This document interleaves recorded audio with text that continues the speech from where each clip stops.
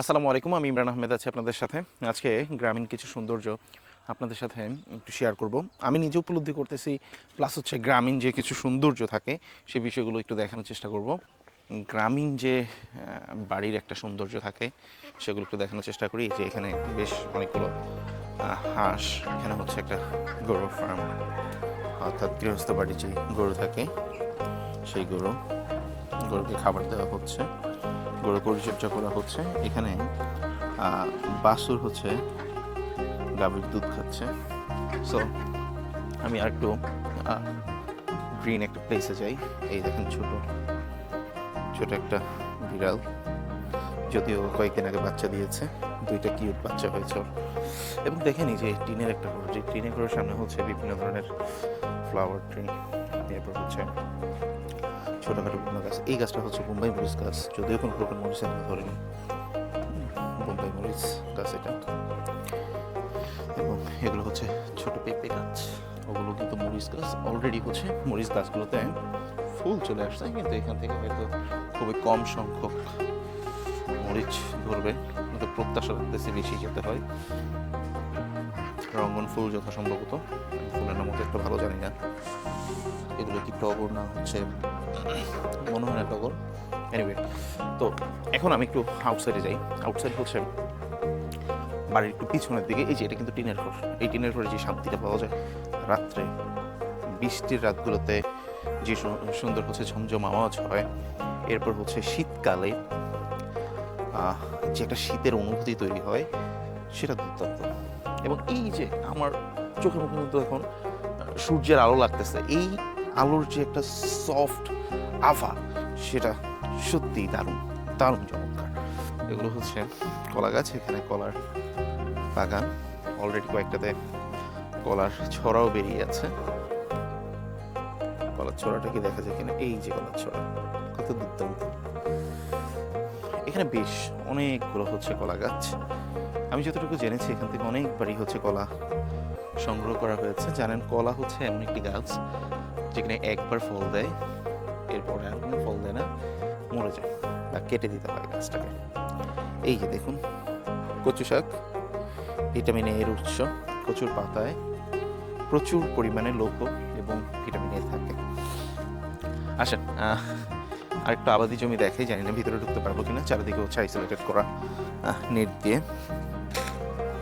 এবং এবং এবং বলা যায় যে অলমোস্ট চারিদিক হচ্ছে একেবারে নিরিবিলি, একেবারে একেবারে নিরিবিলি চারিদিক।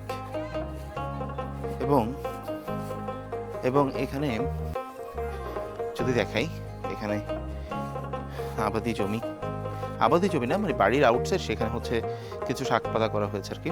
এই দেখুন টমেটো গাছ এটা, এরপর হচ্ছে এগুলো যথাসম্ভবত মূলা গাছ, এগুলোর নিচে কিন্তু মূলা হয়ে আছে।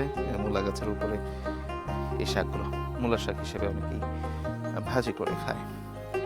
এখন শীতের প্রথম সময়টা আর কি, তো শীতের যে সকল সবজি সেগুলো কিন্তু অলরেডি আসছে। এই যে টমেটো গাছ, অনেক টমেটো গাছ এখানে, এখনো টমেটো আসেনি, বিকজ শীতটা তো ওইভাবে পড়েনি, এখন আসেনি ওইভাবে টমেটো। এই যে বেগুন গাছ, কোনো প্রকার বেগুন ধরেনি এইটা। হ্যাঁ, এগুলো হচ্ছে মূলা গাছ। এখানে বর্ষার যে সিজনটা ছিল, মানে বৃষ্টির টাইমটাতে, তখন কিন্তু এখানে প্রচুর পরিমাণে করলা, এরপর হচ্ছে ঝিঙা, দুন্দুল এগুলো হয়েছিল। এখন অবশ্য সেগুলো নেই।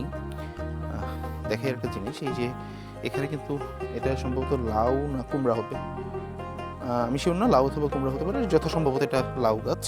এই যে এখান দিয়ে হচ্ছে লাউটা হচ্ছে উপরে হচ্ছে মাচার মধ্যে ছড়িয়ে যাবে। অলরেডি আমি যদি একটু দেখাই, তাহলে এই যে লাউ গাছটা কিন্তু ছড়িয়ে যাচ্ছে। পাশেই হচ্ছে বড় কলার বাগানেই দেখেন কলার থোর বেরিয়েছে। গ্রামের, যদি আপনি বসবাস করেন গ্রামের মধ্যে, তাহলে খুব সুন্দরভাবে হচ্ছে নিজের হাত উৎপাদন করে এই সবজিগুলো ফার্টিলাইজার বিহীনভাবে আপনি খেতে পারেন। আমি যতটুকু জানি, এখানে যত ধরনের আবাদি জমি করা হয়, এখানে আসলে ওই যে গরু দেখালাম, এই গরুর গোবর ছাড়া ওই রকম কোনো ফার্টিলাইজার এখানে ইউজ করা হয় না। এতে করে হয় কি, পিওর খাবারটা হচ্ছে পাওয়া যায়। এই যে আমি যদি একটু দেখাই, শিম গাছ কিন্তু উঠতেছে। হ্যাঁ, শিম গাছ হচ্ছে কিছুদিনের মধ্যে হয়তো শিম দিবে, সেটা আপনাদেরকে ক্যাপচার করে দেখাবো ইনশাআল্লাহ।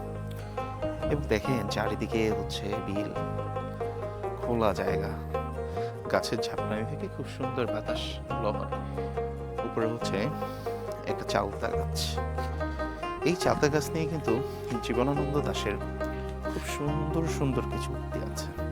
এনিওয়ে, এই যে এগুলো কিন্তু লাল শাক, তবে যেহেতু এখানে ন্যাচারালি হচ্ছে সকল ধরনের ফার্টিলাইজার ইউজ করে, ফার্টিলাইজার বলতে জৈব সারটি ইউজ করে, যার কারণে এখানে আসলে লাল শাকের এই যে পাতাগুলোতে কিন্তু অলরেডি পোকা আক্রমণ করে পাতাগুলো হচ্ছে খেয়ে ফেলছে। এটা সম্ভবত লাল শাক না, এটা হচ্ছে ডাঁটা শাক। দেখেন পেঁপের অবস্থা কি হয়েছে, পেঁপেগুলো কিন্তু অলরেডি ড্যামেজ হয়ে গেছে। এটার কারণ হচ্ছে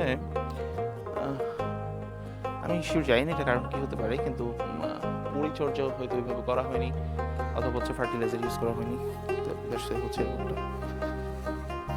আচ্ছা, টমেটোর ফুল দেখাই। এই যে টমেটো গাছের ফুল,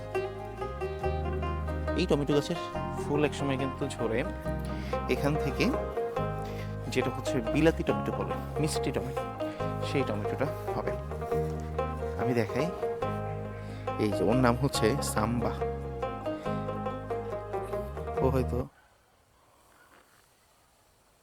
এই যে আমি একটা জিনিস দেখা, আর্জিনা। ও, আমি কিন্তু এই জিনিসগুলোকে খুব আনইজি ফিল করি। ও কিন্তু এটাকে দেখছে, দেখে তাক করে আছে, ওকে হয়তো আক্রমণ করবে ওই হিসাব করে। এই এই এই এই যে লড়তেছে, এই যে লড়তেছে। হ্যাঁ, ওকে, ও হচ্ছে আক্রমণের জন্য তাক করছে, দেখেন কত দূর থেকে। এনিওয়ে, আমি যাই, আমি একটু ঘুরে ঘুরে দেখানোর চেষ্টা করি। আমি এখন হাঁটতেছি ঘাসের উপর দিয়ে। অলরেডি যেহেতু শীতকাল, চারিদিকের যে ঘাসগুলো আছে এগুলো কিন্তু মরে যাচ্ছে। গ্রামীণ সৌন্দর্য অপরূপ এই চারিদিক। এটা একটা কাঁঠাল গাছ, এটা একটা কাঁঠাল গাছ। এই দেখেন কি পরিমাণে হচ্ছে হাঁস, চারিদিকে প্রচুর পরিমাণে হাঁস। এখানে হচ্ছে অনেকগুলো মুরগি, দেশীয় জাতের।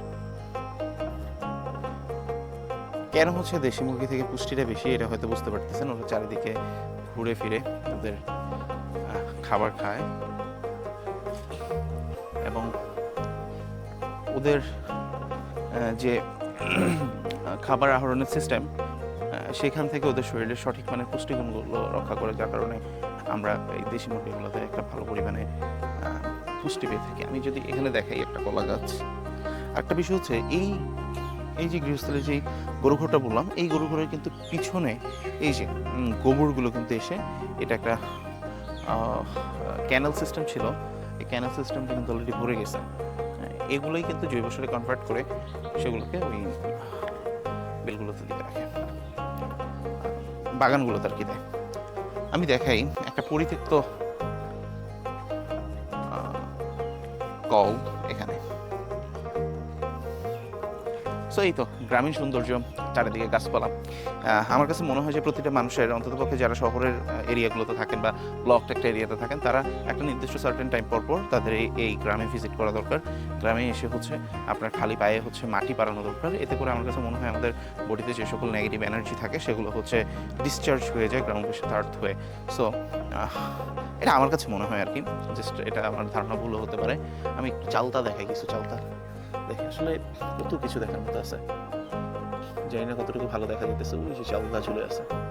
আমার কাছে মনে হয় একটা নির্দিষ্ট টাইম পর আসলে গ্রামীণ এরিয়াতে এসে ভিজিট করা দরকার, ঘোরা দরকার। এতে করে আপনার মাইন্ড ফ্রেশ হবে, নিজের কাছে ভালো লাগা কাজ হবে, গ্রামের প্রতি আকৃষ্টতা বাড়বে, এবং আপনার হেলথ ভালো থাকবে। সো এই ছিল আজকের ভিডিও। নেক্সট ভিডিওতে অন্য কোনো একটা টপিক নিয়ে হয়তো ভিডিও করবো। কী বিষয় দেখতে চান জানাবেন। ভিডিওটা ভালো লাগলে অবশ্যই লাইক দেবেন। Thank you so much.